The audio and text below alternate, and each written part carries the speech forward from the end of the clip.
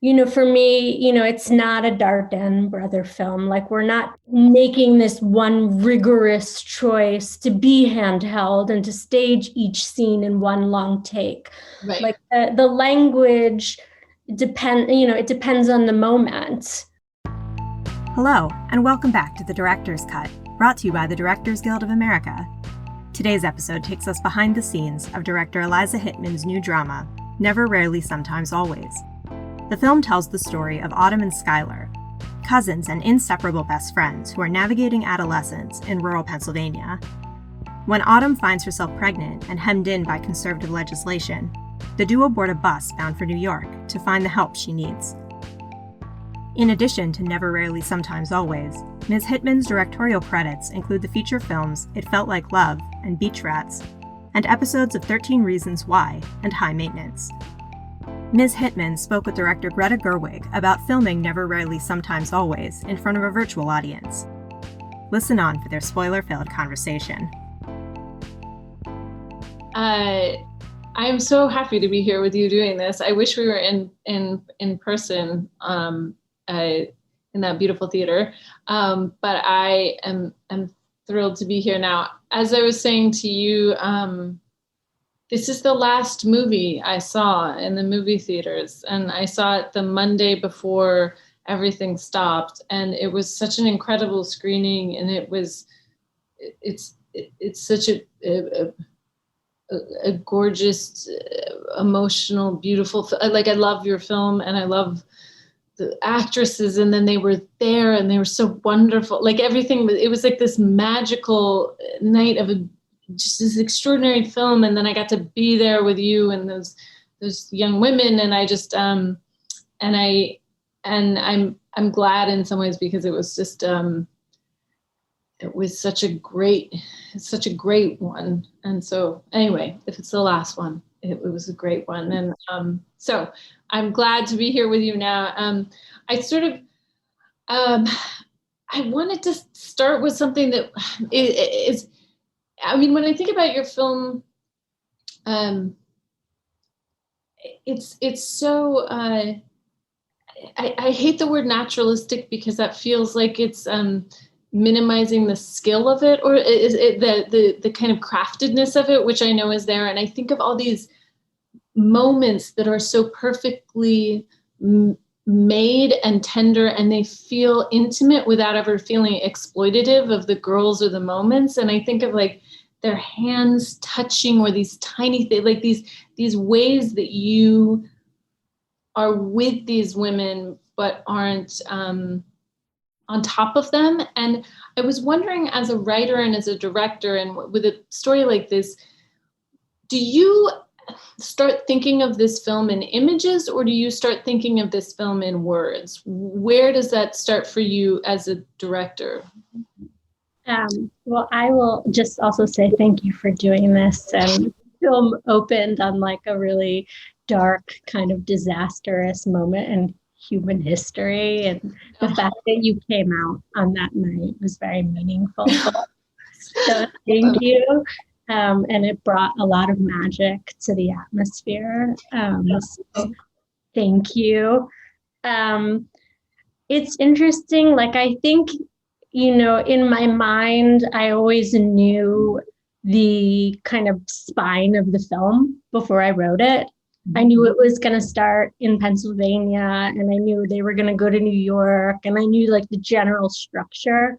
So there wasn't, like, a question about, like, what would happen, just, like, in terms of the plot. But I did have, like, strong images that made me excited to write it.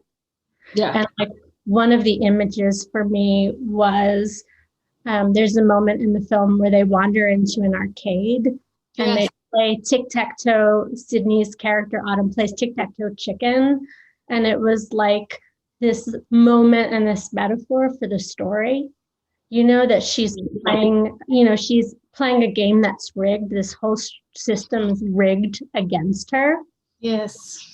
So I start with a lot of those ideas, because those are the things that make me excited to direct the movie. And I don't think of myself as, like,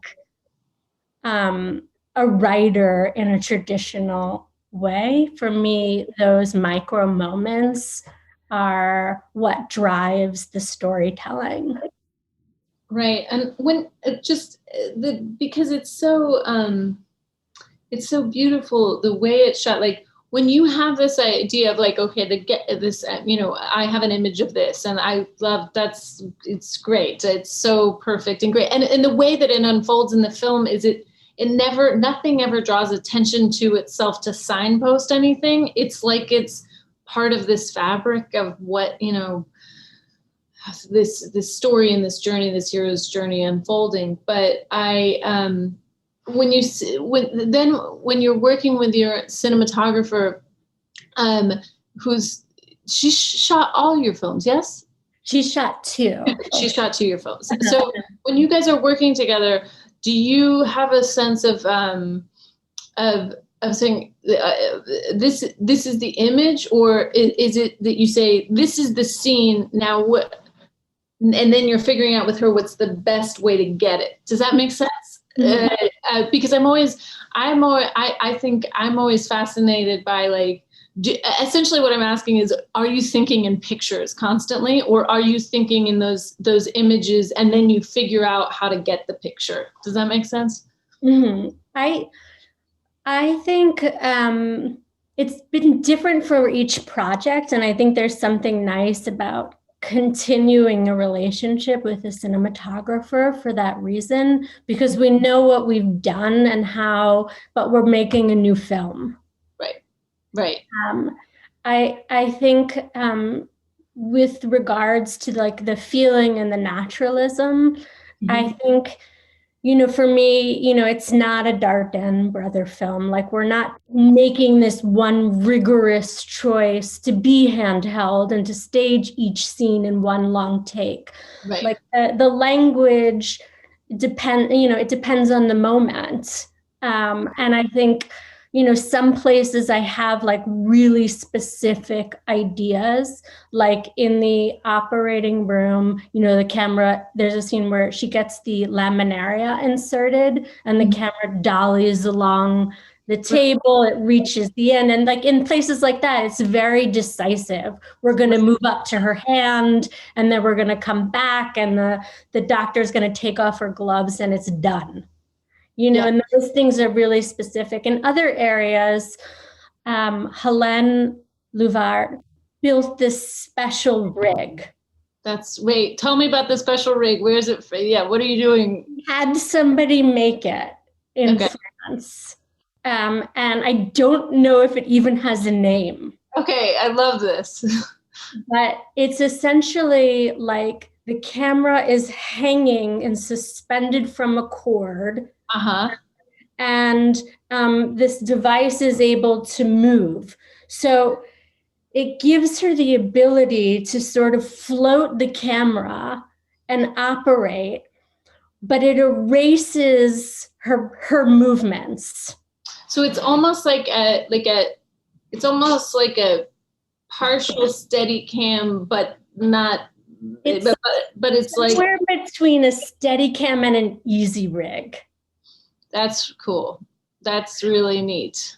So it can do like a 360 and she can go up and down and she has a certain level of control over it, but you never feel her movements. Right. Yes, that makes sense. It explains, I think sometimes with things that feel, you sort of started saying, I love the Dardenne brothers, but I know what you mean about like sometimes things that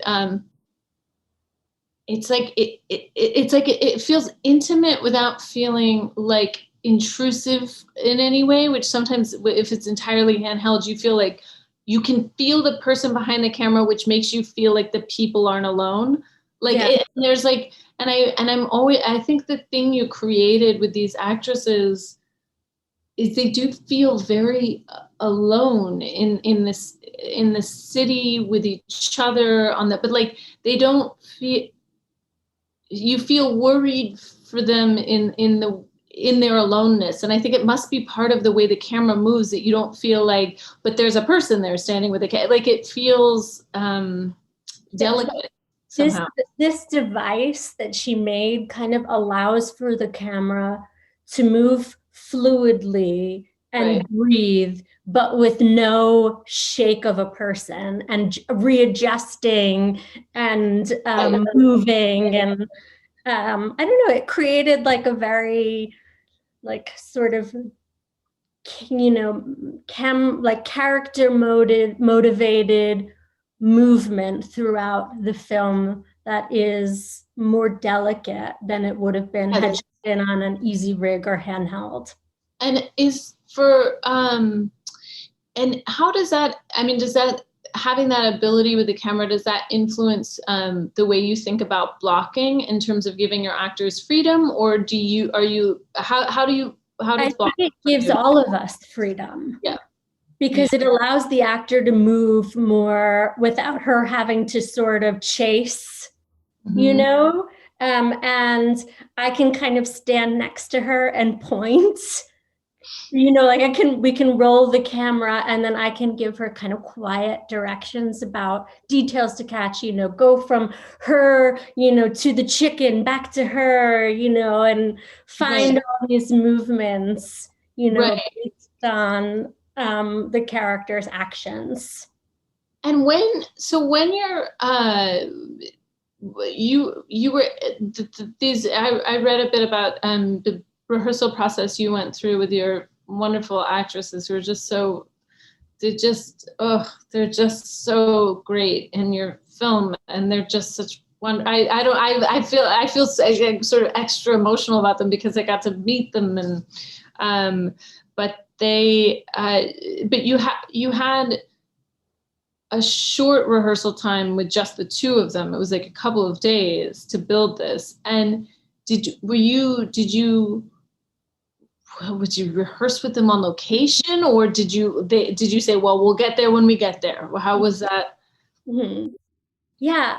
You know, you've made so many independent films, you know, that like, you know, there's so limited time to have all of this, like this important process. And I don't know, I feel, you know, like as a director, I'm not a magician. You know, I can't just make those performances and the movie happen without a real process. And you have to find ways to carve it out for yourself. Otherwise, it gets trampled over. Yes.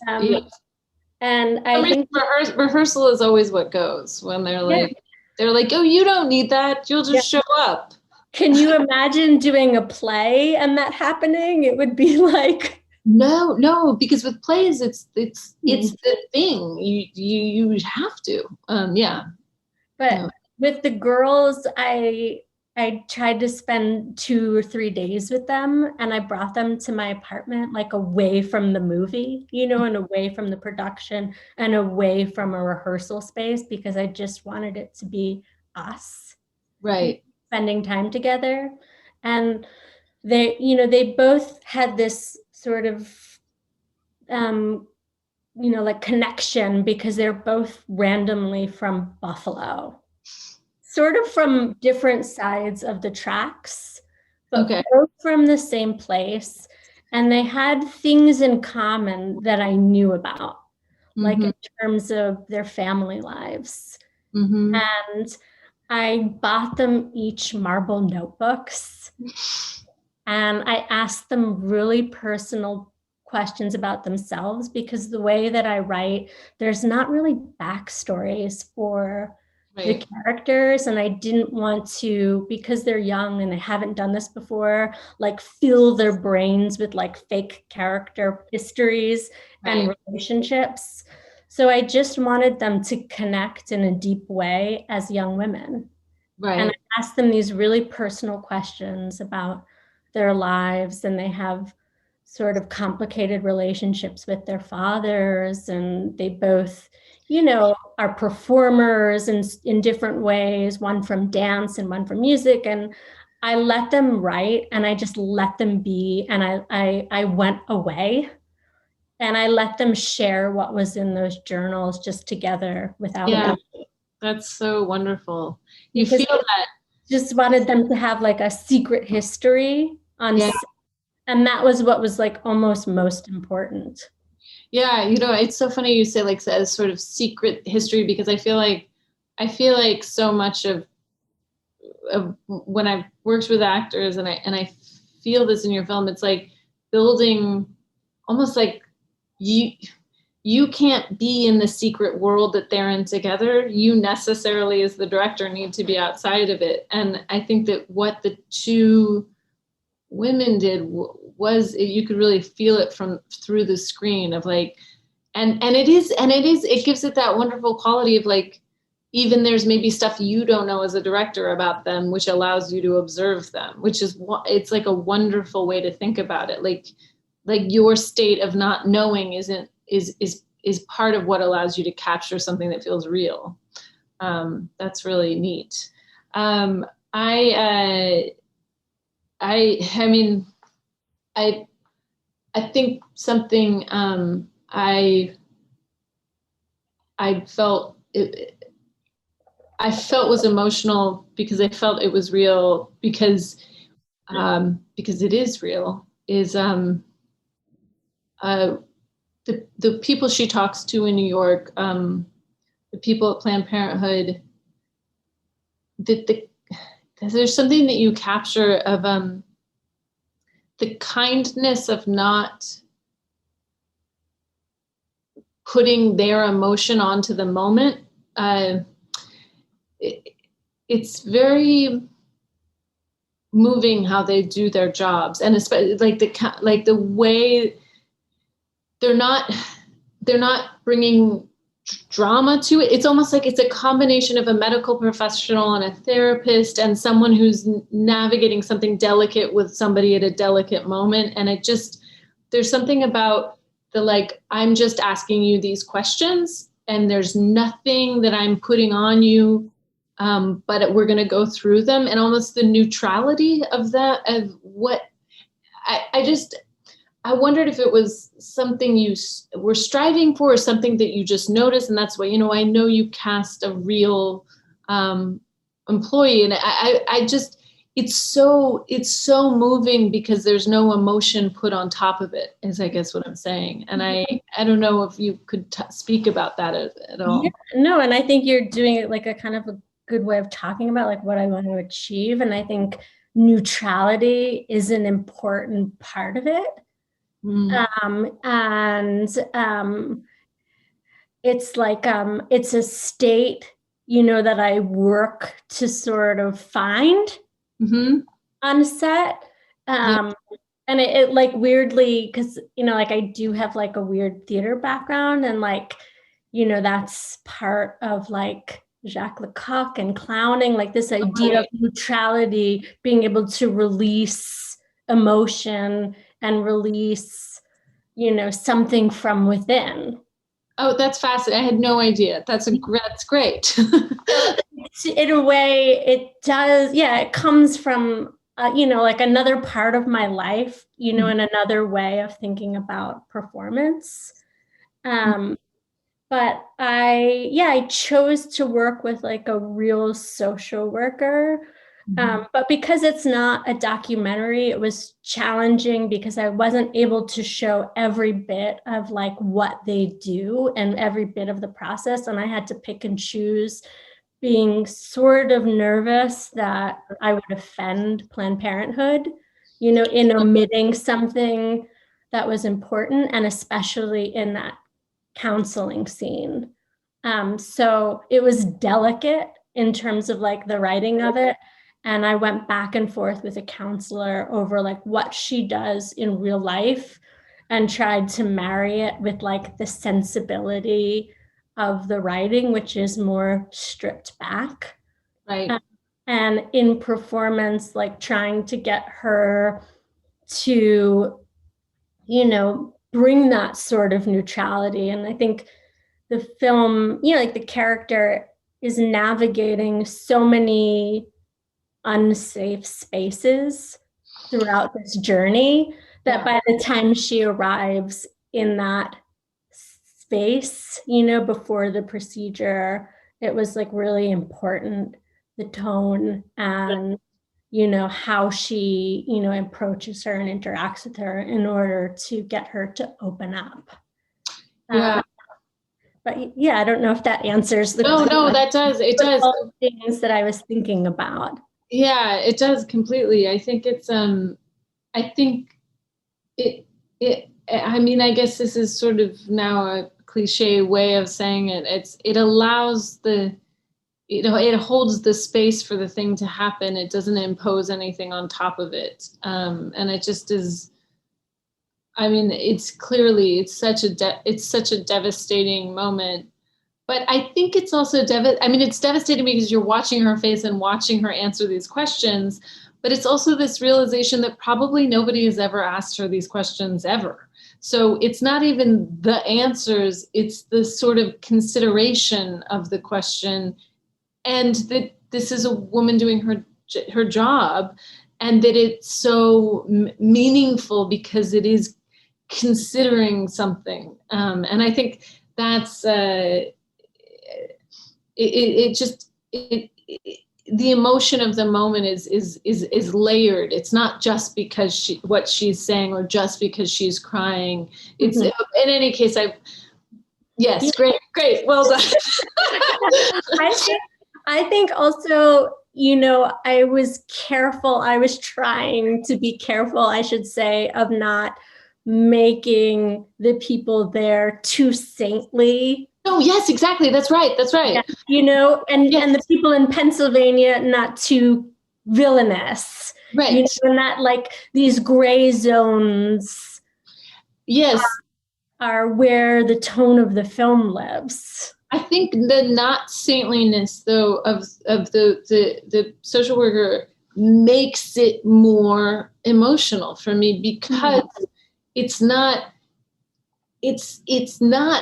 someone who has angel wings and is perfect, who's being so, I understand. It's not that. It's a woman doing her job and a play. It's just, it's sort of, I think that is the thing. And it's sort of not, it's incredibly, you're very angry and you're frustrated at the first woman she talks to, but you also sense that probably this woman's a true believer. So it's not, you're like, anyway, this is a very specific thing, but the moment with the payment and the hand where did that come from? You don't have to tell me where it came from, but. Yeah, well, I think like you have this like gift of like kind of capturing the way people speak, and, it comes from improvisation, and I'm like slightly inarticulate, I think, socially. And on the page, I'm just not confident in like the way in writing like certain kinds of conversational dialogue. And I wanted a moment in the film where they both acknowledge that they would never speak about what happened, on this trip together. Right. But it didn't work as a scene. Like I try sometimes to write those scenes and they're just bad. Oh no, I write so many things that are bad. When I started writing, I would have every scene start with people saying hi, and then they'd have a scene and then they'd end it and they'd go bye. So I just went through a script cutting all of the highs and the entering and exiting of scenes that everything starts with. And yeah. So you felt like those didn't work. So then that led you to finding something that's behavioral, to communicate what they're both feeling. Yeah. And also, there's sort of a motif of, like hand holding and yes, hands throughout. And theirs is like a pinky, like pinky swear.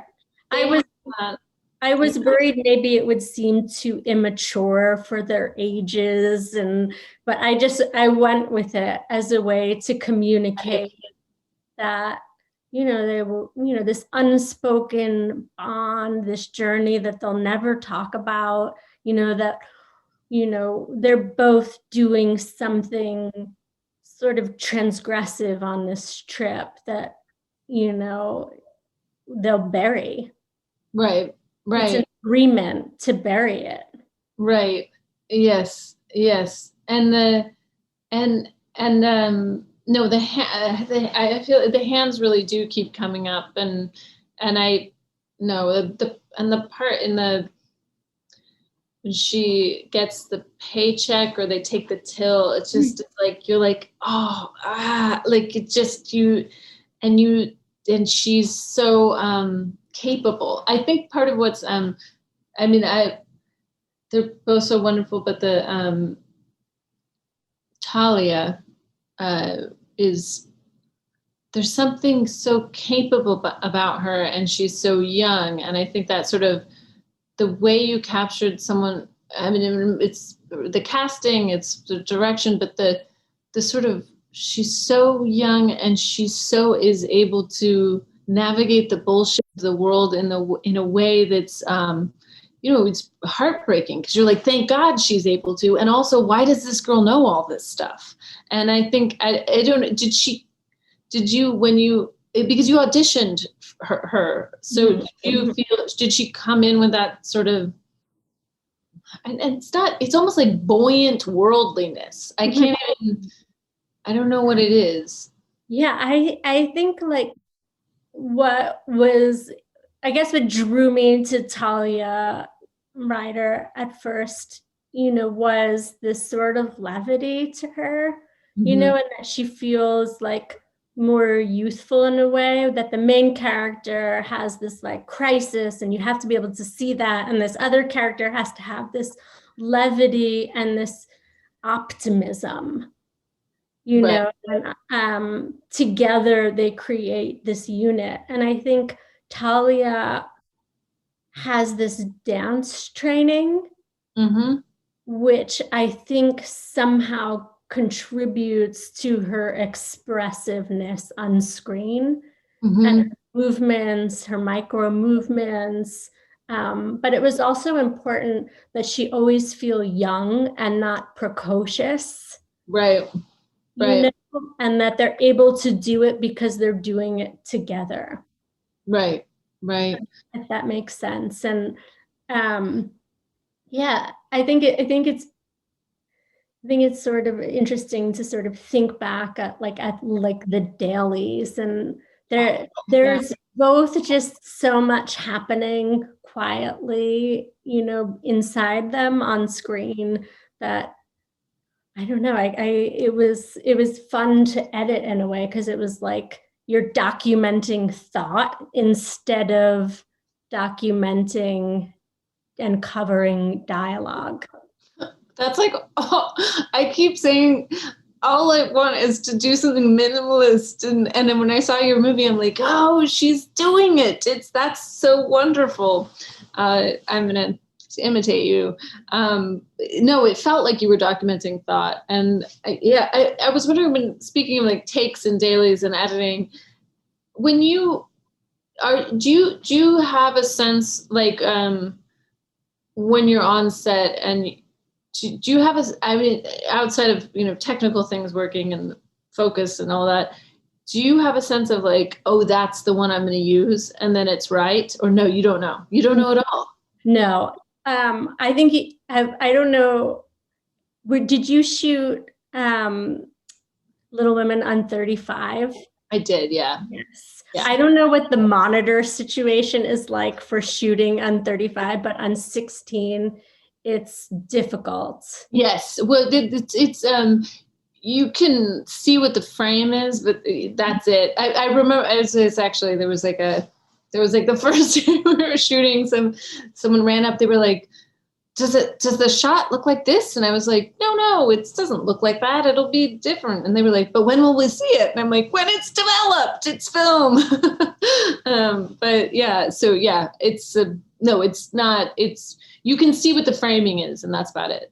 Yeah. So I think like with the pivotal scene of the film, we knew it was the first take. Right. With other things, it's harder for me to gauge because I think that, shooting 16 minutes, it forces you to not, do this. It forces you to look at the acting, at the performances, and the actors are acting for you. You're the audience. Right. And I look at it, when it begins, and I have a sense of, how it's going and what we need to do again. But it's hard for me in the moment to be like, that's it. Right. To see the whole thing. And you're not like, print that take. No. And whenever the script supervisor would ask, do you have a favorite pick or a favorite take? I'd be like, It's like, yeah. No, yeah. I always like think I know, and then I'll like look. I mean, sometimes I know, but also sometimes like you're totally wrong, and then you look at the selects later, and you're like, oh no, I was crazy. It's this other one. But that's really interesting. I mean, you said about writing, you felt like you had like you knew the beats of the journey were never in question. Like you kind of had this, and then is like, I guess my question goes to editing and working with your editor. Like, well, let me just start with a very basic. Do you let them do an assembly or no? Yeah, I think because we're shooting on 16 millimeter and we know it's hard to go back. It's really hard to go do reshoots. My strategy has always been to have two editors working from the beginning and just like cutting quickly, because then then there is more opportunity to go back for something if I need it. And then like within a couple weeks of wrapping production, there is the assembly. Like it gets me to the assembly much quicker. So when they're okay. So first question is, when you have them do that, are there on this project, were there times you looked at like certain scenes assembled and said like, no, we need to go get the reverse of the thing, or on this one? Yeah, I had a sense of sort of what the challenges were, or if, like I think the first couple days are really challenging of any shoot, where everybody is just trying to sort of figure out how to work together as a unit, where you're sort of understanding the dynamics and challenges and, the new performances and just, adjusting to seeing the movie that you've been working on. Right. I don't remember if there was like anything specific that we had to go back for, but I realized very early on that I had too much setup in the story, which happens all the time. Oh, like yes. Way too much world building, like way too much. I empathize, because I feel like you're always like laying all this stuff out, and then you realize audiences are so smart and they picked up everything you needed to tell them in like 1 second, and you were like, oh yes, you're on board. Why are we spending all this time being like, why do we care where her mother works? Doesn't matter. Doesn't matter. Yeah. So I think very quickly I realized like how reductive the whole process is going to be and how much we don't need. Right. And were you trying to shoot in order? Not entirely in order, but I try and preserve like the general emotional structure of the film. Yes. So do you work, I don't know if you had the same AD, but do you work with your AD about building a schedule that like, I know because my AD, Jonas, he's so emotionally attuned, and I feel like having an emotionally attuned AD is like life-saving. Yeah, it's the key to a successful movie is having like a really incredible AD who will work with you to protect and prioritize the performances. Right, because like what you were saying, like indies, like you can't have, you're gonna have to do some things that aren't pristine or exactly how you'd want them. But I think with you, when you're working with a great AD, it's like, well, yes, but we can do this, or we can end the day here. And you're like, okay, well, that's the right arc. And I think it's an aspect of being an AD that I think is just, I don't know. There's not enough I can say to talk about how much I value it. So that completely makes sense that you have the same. Yeah, it's the key, I think, to sort of unlocking really great performances. Okay, now I have to go back to the assembly thing because so then when you watch the assembly, do you want to throw up, or are you like, it's great? No, I am really hard on myself. I'm not nice to myself. So it's a very challenging process, and I always think I blew it. Yeah. And my like life partner is my editor. Oh, nice. So his name is Scott Cummings, and he's edited all my movies. And so, we have to sit in this very intimate space where he watches me torture myself and has to like be a real cheerleader and, say, you didn't fuck this up. It's fine. Focus on the work. You didn't. That's great. And, we go through it, and, yeah, like I think with this project, I knew I needed like a few reshoots. And I tried to sort of work really quickly to assemble the cut so that I could go back really quickly and beg for a few reshoots. And what were the reshoots you need? What parts were reshoots? There was, one performance that I felt maybe tipped a little bit into that evil zone that we were trying to avoid, because I didn't get to have the time, unfortunately, to work with the day players. Yeah. That was a challenge. And I know for the next film, that I need, to prioritize, because I got to rehearse 3 days with Sydney and Talia, but I really didn't rehearse with anybody else. Right. And did you cast off of tapes, or did you see off of tapes? And it's not, the fault of the actor in any way. It's the fault of the process. Yes. So I didn't want, somebody in that clinic in Pennsylvania, the center, not clinic, to feel too malicious.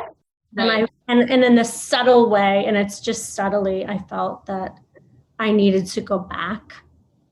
Yes, but I feel like this movie, it really does live in these ambiguities, and if it's not ambiguous, it's like, so that makes total. It makes perfect sense to me that would feel like, even if it was just like 1 degree too much this way, you might be like, it's like false. Yeah, it's false, and then you've like ruined the souffle somehow, or like you wouldn't ruin it. I'm not trying to be the terrible voice in your head. No. But I know what you mean. Yeah. And also because Sydney brought this really sincere performance. That it takes other people time to get to that place. And then sometimes it felt like she was so sincere that it was easy to make them feel just a slight bit And it's also hard, I think, like you were saying, if someone, I mean, I always, because I, as an actor, I think it is an actor, if when I've had situations where I've come in for like a day on something or 2 days and there's like a thing set up, and it's like there's always an overcome as an actor too. So because you're sort of like, is it this? I don't know. You guys have been doing this, and I think what you're saying about like a less or is something that you want to take with you is like working with, day players. And I think that's really smart, because I think it is, it's like I always think about how there's certain, whenever I watch movies where like the like little parts are great, you're like, that's just wonderful. How'd they get that performance? And that's so, and yours was one of them. So like you really, it's good you got it as specific as you did, because it's the thing that makes it all kind of live and feel convincing and real. And speaking of Sydney, who's just so great, one thing I was thinking about is the way the movie begins, with her performing. Did you shoot that first, or did you shoot it? You shot it later? We shot it later. I had like 4 days, I don't remember how many, in Pennsylvania, very limited. So we tried to do like street shooting first, like not, like exterior work. And it's interesting, like I tried to, because Sydney had never acted in a film before, I tried to put stuff I knew could be cut on the first couple days. So like lots of walking shots and things to just build up her confidence. And we shot the supermarket because I felt like it had everything I needed was in that supermarket in Pennsylvania. And I didn't think we would be able to find it anywhere in the New York area. Right. And then the rest we kind of then we moved to Yonkers and did her house. And the high school we had to shoot actually in New York. And it was something that I was really worried about, because I didn't want the extra, the audience to feel New York. I didn't want the kids on stage to feel like New York City theater kids, it was challenging. Right. We did it, I would say, like week 2 or something. But so still in the first half of the shoot, I love sort of that introduction to her of in it. Performing like and it's, I mean, that's another moment for me that's so unbelievably heartbreaking in her performance, is that kind of the her and then the her that's doing it, and this kind of, and I wondered if it was that always the way you knew you wanted to introduce her? Did it come out of talking with her? I think there were 2 impulses. Like one was that I met Sydney at when she was 14, and had been kind of tracking her on Facebook. And she posted a lot of videos of herself singing. So it was something I always thought about in connection to the character. But there's this great Ken Loach film called Lady Bird, Lady Bird. Oh, I know it. Yeah. With the woman singing karaoke. Right. She's singing like this really sad song, and a man approaches her at a bar and says, like, what do you have to be so sad about? Yeah. And I always thought it was such a beautiful beginning. It was sort of filtered into my thinking for this film, but also in connection with the real Sydney and her singing sad songs and putting them on Facebook. Right. And that's like a beautiful combination of like film nerd and real life. And yes, no, it's a beautiful beginning. It's a great introduction. It's also just, I think too, like, it's her exhibiting not just who she is, but some ambition, some real ambition in a way that she's kind of embarrassed about, but she's also doing, and you just, it feels like that's the girl you want to make sure has access to, always. I don't know. It just is. It's so many moments. I feel like when you get to the end, you have this. I mean, I felt a lot of relief for her in obviously at the end of the movie, but it just felt like she can. It's like she'll sing another sad song on a terrible stage and have people not understand it, and what a wonderful thing. And not that she wouldn't be able to do it, but like, it's like she can, I don't know. It's like, to start there, I feel like it just gives you some window into, she's going to keep going. Like, I want her to, a little hope, a little bit of, yes. For her. Yeah, that's what I wanted. Like, it was obviously a way to introduce us to the town, like the context that it's high school. I was always forced to do like 50s talent shows, and I was thinking about like playing with misdirection, like confusing the audience that maybe is this a movie set in the 50s, or is just like a romanticized idea of this country in the 50s, but also giving her a little strength to start the film on, because it is such a hard journey. We have to know she can get through it. Yes, and perseverance, to show that she has a little perseverance to push through this moment of shame and humiliation at this performance. Right, but she's gonna do it. It makes you feel, I think without it, it's like it gives it something that's not, it gives it a little something that's not bleak or not, it's like a little, and then you feel like when you get through it, it's not like, it somehow gives it something where, when you get to the end, it's gonna be, it's not that it's okay, but I think it really perfectly positions you to go on this epic journey with her. And I really loved it. So I'm it was so fun to talk to you, and I could do it for a long time, because I'm so interested in the two editors in the assembly and the rig and the whole thing. I feel like that's where it's also such a pleasure, because I think it's something I get to see the movies, but directing is something everybody does alone.